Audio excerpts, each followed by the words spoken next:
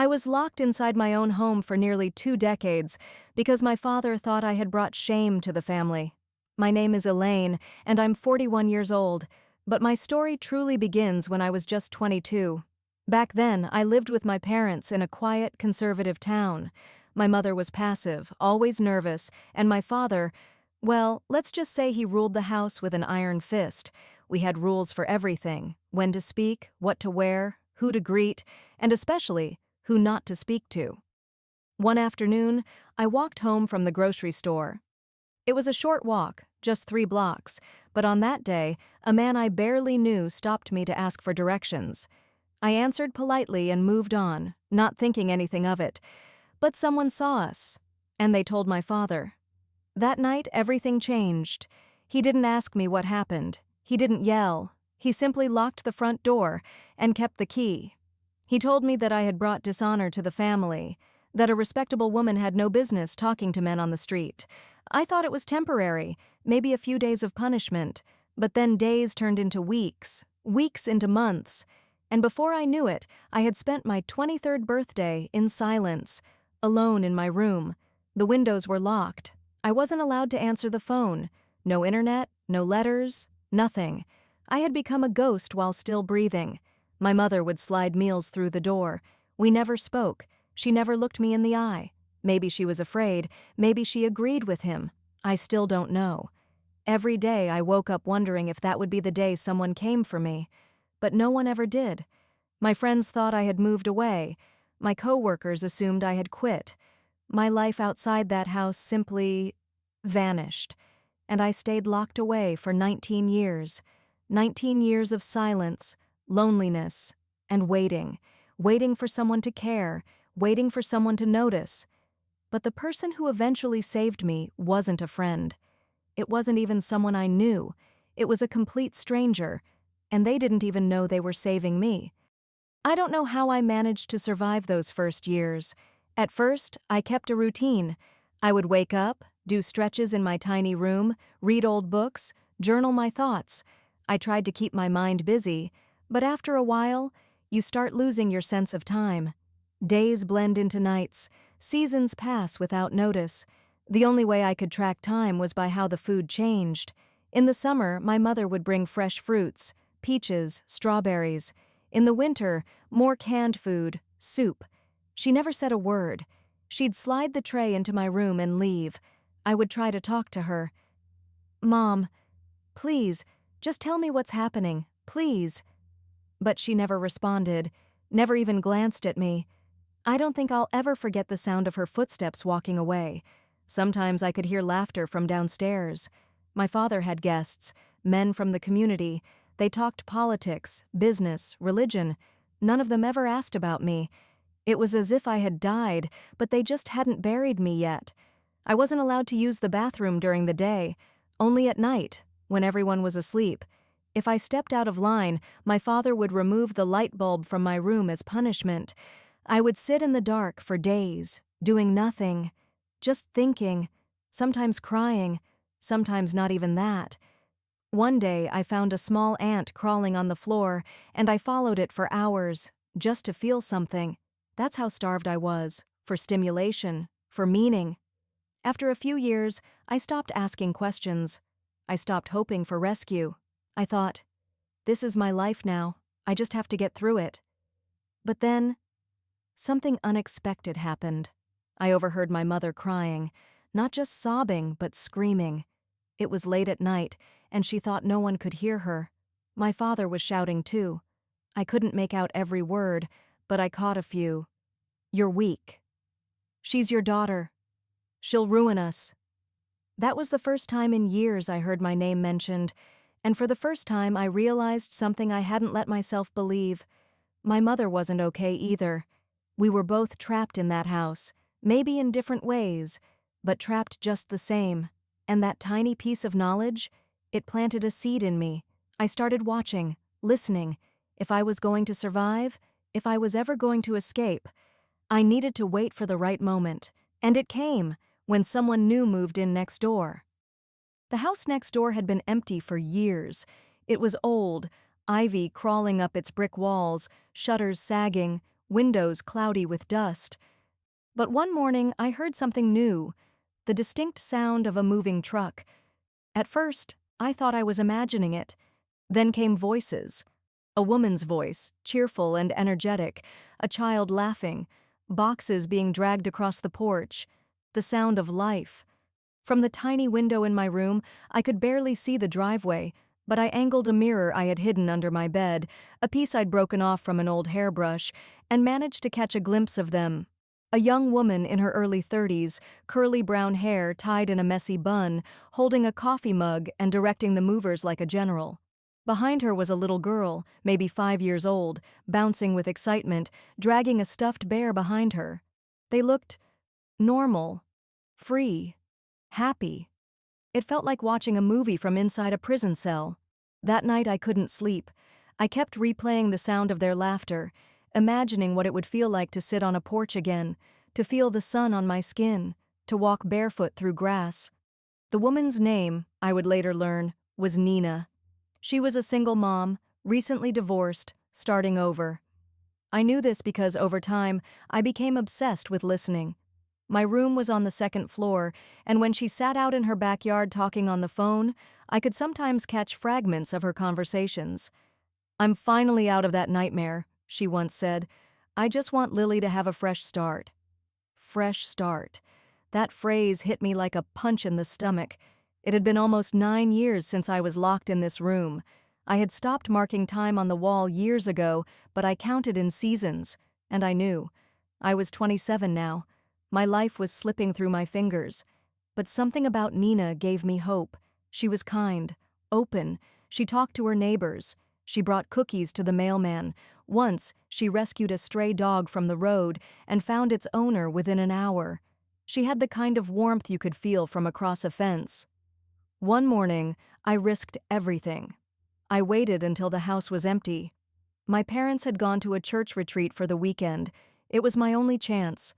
I pried open my window, something I hadn't done in years, and stuck out my hand. I waved, frantically. At first nothing happened. Then I heard a screen door open, footsteps, a pause, and then a voice. "Hello?" My heart stopped. It was Nina. I ducked behind the curtain, terrified. But then, she called again. "Is someone there?" I peeked out. Her eyes met mine, her face twisted in confusion. Then worry. She didn't run away. She said, "Are you okay?" That moment changed everything, because it was the first time in nearly a decade that someone saw me, really saw me. And I knew, deep in my bones, she might be the one who helps me get out. My heart was pounding so hard, I thought she might hear it from across the yard. For a moment, I froze. I didn't know what to say. I hadn't spoken to anyone outside of my parents in almost 9 years. My voice felt foreign in my throat, like a rusted door hinge trying to move for the first time in a decade. Still, I knew this was my chance, and maybe my only one. I need help," I whispered, barely audible. Nina squinted, clearly unsure if she was imagining things. "What?" I tried again, louder this time. "Please, don't go. I'm not supposed to be here." She took a step closer to the fence, her brow furrowed in concern. "Are you locked in?" I nodded, tears already clouding my vision. "Yes. My parents, they keep me here. They say it's for my own good, but it's not. It's not." She didn't say anything for a few seconds. I saw her take it all in. The pale, ghost-like skin from lack of sun, the desperate eyes behind the cracked window, the trembling hands gripping the sill. "I'm calling someone," she finally said. "The police." "No," I interrupted, panicking. "Please don't. If they find out I talked to anyone, they'll never let me near a window again. Or worse, they'll move me somewhere else, somewhere I can't be found." Nina bit her lip, clearly torn. "Then what do you want me to do?" I just need time. I need someone to know I'm real, that I exist. And maybe you can help me find a way out." Quietly. It was crazy, I knew that. I was asking a complete stranger to risk everything for me, a girl she had never met, who appeared in whispers from a second-floor window. But something in her eyes shifted. She looked angry, not at me, but at the situation, at the injustice. She said, "Okay, I'll come back tomorrow, same time. Just hang in there." And just like that, she was gone. But not really. Because for the first time since I was 17, I had someone on the outside who knew the truth. That night I couldn't sleep. I lay on my bed staring at the ceiling, imagining all the ways this could go wrong. Or right. My body was still trapped, but my mind was already beginning to run free. The next day, I waited by the window like a child waiting for Santa. And like she promised, she came. This time with a thermos of tea, which she held up toward the fence, smiling. She spoke softly, casually, like we were two old friends catching up across a garden wall. She told me about her daughter, Lily, about how her ex-husband had tried to get full custody by painting her as unstable, about how moving to this quiet town was her way of rebuilding a life. I listened, gratefully. I hadn't heard someone speak like that in years, with warmth, with humor, with freedom. Then she said, "Elaine, right? That's your name?" I nodded. She remembered. That made my heart ache. She continued, "I've been doing some research, quiet stuff, looking into ways to report things, anonymously. I think there's a way we can build a case without putting you in immediate danger." That word again, we. It was the first time I wasn't alone, but my relief was short-lived, because that evening my father returned early, and he was in a foul mood. He stormed upstairs, muttering something about his phone being tapped. When he reached my door, he stopped, sniffed the air, looked around. "Did you open the window?" he asked sharply. I froze. "No," I lied. His eyes narrowed. He stepped closer. "Because it smells like outside in here? Like air?" I said nothing. I couldn't. I just stood there, praying he wouldn't find the broken mirror I used to peek out, praying he wouldn't guess that someone had finally seen me. He didn't, not that day. But I knew. My time was limited. And Nina? She was now not just my only hope, she was in danger too. The days that followed were the most nerve-wracking of my life. Every sound in the house made me flinch. Every footstep outside my door sent a jolt of panic down my spine. I kept rehearsing excuses in my head, wondering what I would say if they found out I had been speaking to someone. My mind became a war zone of fear, hope, and regret. But every afternoon, like clockwork, Nina returned. She never said much at first. She would just sit by the fence with her tea, humming or talking about the most ordinary things, the weather, her daughter's drawings, a funny dream she had. But even her silence was a kind of sanctuary. And then, one day, she passed me something. A letter, folded small, pressed between the pages of a gardening magazine she held casually. I reached down through the cracked window and pulled it out, careful not to be seen. My hands shook as I unfolded it. "Elaine, I know this feels impossible, but I'm with you. I've spoken to a legal advocate. She thinks we can file an anonymous complaint with a domestic violence agency. The problem is, we need proof. Can you get anything? Photos? Recordings? Stay strong. You're not alone anymore." Nina. Proof. That word hit me like a hammer. How could I possibly get proof? My room was routinely checked. The old flip phone my parents allowed me to have didn't even have a camera, and I hadn't seen a computer or tablet in years. But there was one possibility. My father kept an old camcorder in the garage. He used it once a year to film the family Christmas message he sent to some distant relatives. Always carefully staged, always with me in a dress, smiling like everything was fine, if I could get my hands on it. But that meant sneaking downstairs, at night, and if they caught me... No, I couldn't think about that. That evening, I barely ate dinner. My mother eyed me suspiciously, asking if I was sick. I lied and said I was tired. At 2 a.m., I slipped out of bed and tiptoed down the stairs, every creak in the old floorboards like a gunshot in the silence. The garage door stuck a little, but I managed to wedge it open. There it was, on the shelf, covered in dust, but still intact. I grabbed the camcorder, stuffed it under my sweatshirt, and crept back upstairs, heart racing like I'd just committed a felony. The battery was dead, of course, but the charger was there too. I plugged it in behind my dresser, hidden from view, and prayed they wouldn't notice. Over the next 2 days, I recorded everything I could. I filmed my father shouting at me through the door. I filmed my mother unlocking it only to hand me a plate of food without a word. I even caught myself on camera, pale, thin, and hollow-eyed, speaking directly to whoever might one day see this. "This is not love," I whispered into the lens. "This is not care. I am not sick. I am a prisoner in my own home." I cried after recording that. But it wasn't just sadness, it was anger. It was clarity. I slipped the memory card into a crumpled cereal box and passed it to Nina through the fence the next day. She didn't say much, just gave me a look of absolute understanding, tucked the box into her tote bag, and nodded. The next evening, everything changed. There was a knock at the door. Firm, repeated, confident. I heard my father curse under his breath and stomp toward it. Through the vent in my floor, I could hear it all. "Good evening. We're from the Office of Adult Protective Services. We've received a report about a woman being held here without consent." My father laughed, dismissed them, said it was nonsense. But then I heard Nina's voice. "I have video evidence," she said calmly, "and I'm willing to testify." That was the first time I cried out loud in years, because someone, a stranger, was standing up for me in broad daylight. There were voices, movement, a key turning, and then, the impossible, my door opened. A woman in a navy jacket stepped inside and smiled softly. "Elaine? You're safe now. You're coming with us." I couldn't speak. My legs gave out beneath me, but I nodded, over and over. I was finally going to leave that house. After 9 years, I was walking out.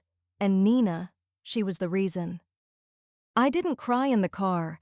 I just stared out the window as the streets rolled by, places I hadn't seen in nearly a decade, stores that had changed names, parks that now had new signs, people walking, laughing, living, all while I had been locked away, my life suspended in time.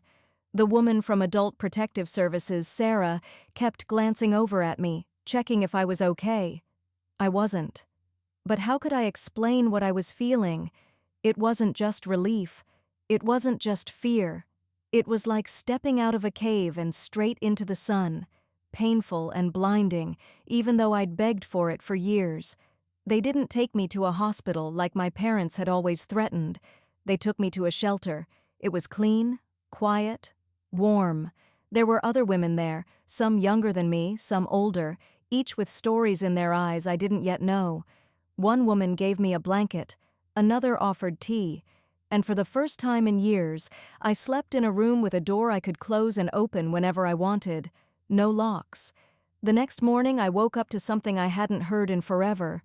Birds. Real birds. Chirping outside my window. It made me cry, unexpectedly. Sarah came back that day with paperwork and questions.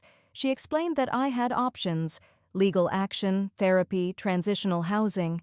She said the system wasn't perfect, but I wasn't alone anymore. When she asked if I wanted to press charges, I froze. I thought of my father, his voice, his threats, his towering shadow. I thought of my mother, silent, complicit, always looking the other way. And then I thought of me, that broken girl in the mirror with the camera. "Yes," I said, my voice shaking. "Yes, I do." She nodded, not surprised. "We'll help you through it." That afternoon, a woman named Monica came by. She was a counselor.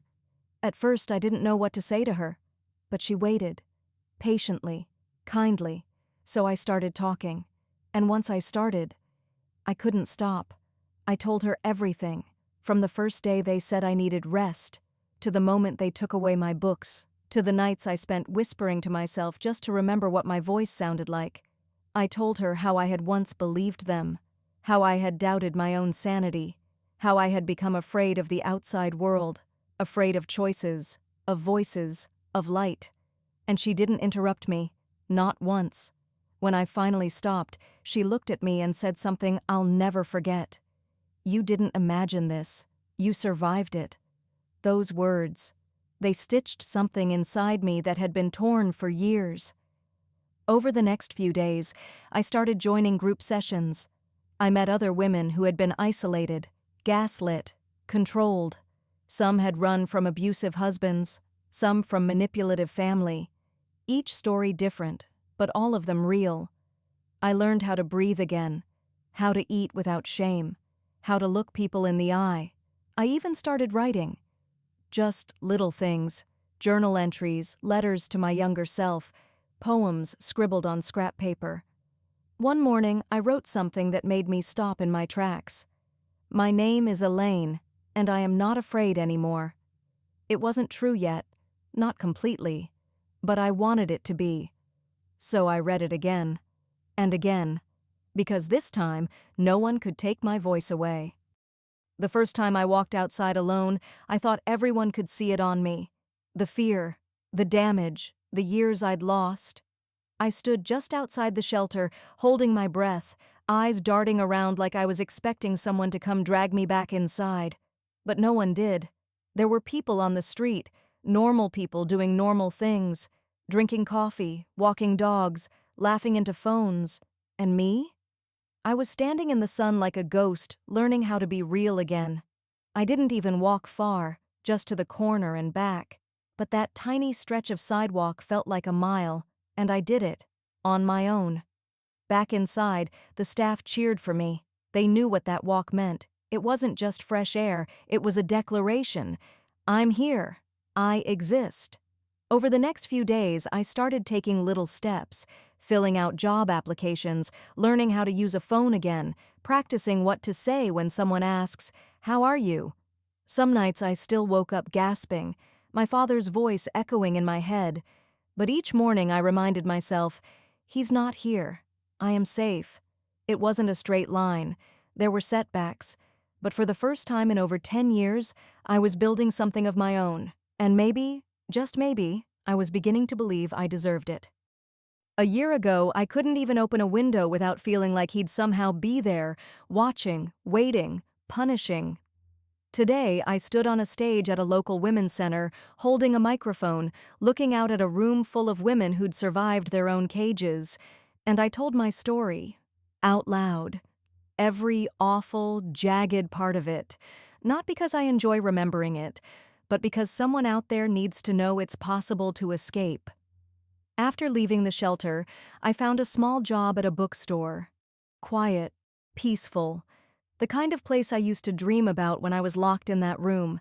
I would spend hours just organizing shelves, listening to the soft hum of conversation, the smell of paper and coffee surrounding me. Eventually, I saved enough to rent a tiny apartment, just one room but mine. No locks on the outside, no footsteps in the hall that made my blood run cold. Just me. And silence. The good kind. Therapy helped. A lot. So did a local support group. There were days I couldn't speak.